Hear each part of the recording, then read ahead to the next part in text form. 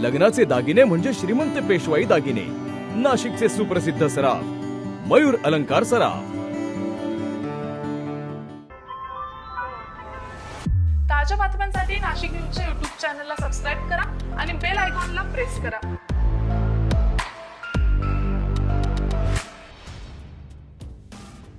विधानसभा निवडणुकीसाठी नाशिक शहरातील 4ही मतदारसंघातील उमेदवारांकडून सोमवारी प्रचाराच्या शेवटच्या दिवशी मतदारसंघात रॅलीद्वारे शक्ती प्रदर्शनाचं आज आयोजन आहे। या रॅलीद्वारे सीबीएस, अशोक स्तंभ, शालिमार चौकासह मुंबई नाका, द्वारका भागात वाहतूक कोंडीची शक्यता लक्षात घेता 40हून अधिक अतिरिक्त पोलीस नियुक्त करण्यात आलेले आहे। त्याचबरोबर उमेदवारांचे समर्थक आमने-सामने आल्यानं तणाव निर्माण होण्याच्या शक्यतेनं पोलीस आयुक्तांनी रॅली मार्गावर संबंधित पोलीस ठाण्याचे प्रत्येकी 20 आणि राज्य आणि केंद्रीय राखीव दलाच्या 50 जवानांचा जादा बंदोबस्त तैनात केलेला आहे।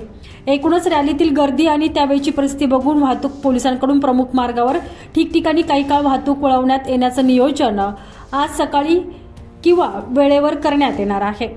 तात्पुरत्या स्वरूपात बॅरिकेडिंग करून मार्ग बदलवण्यात येणार असल्याचं पोलिसांकडून सांगण्यात आलंय। तर भाजप उमेदवार आमदार देवयानी फरांदे यांची रॅली आज कॉलेज रोड, अशोक स्तंभ भागातून निघणार असून सकाळी सामाजिक संस्थांच्या प्रतिनिधींच्या त्या भेटी घेणार आहेत। महाविकास आघाडीचे ठाकरे गटाचे उमेदवार वसंत गीते यांच्या प्रचारासाठी दुचाकी रॅली सकाळी 9 ते दुपारी 1 वाजेपर्यंत विनयनगर, बापू बंगला या परिसरातून निघणार आहे। तर भाजपचे उमेदवार आमदार राहुल ढिकले यांच्या प्रभाग क्रमांक 17, 18, 21 या भागातून भव्य अशा रॅलीचं आयोजन करण्यात आलेलं आहे। तर मनसेचे दिनकर पाटील यांची रॅली सकाळी 8 वाजता LD Patil English medium school या ठिकाणाहून निघणार आहे।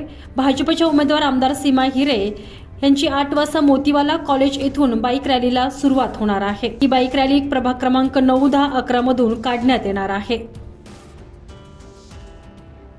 Bureau report, Nashik news, Nashik.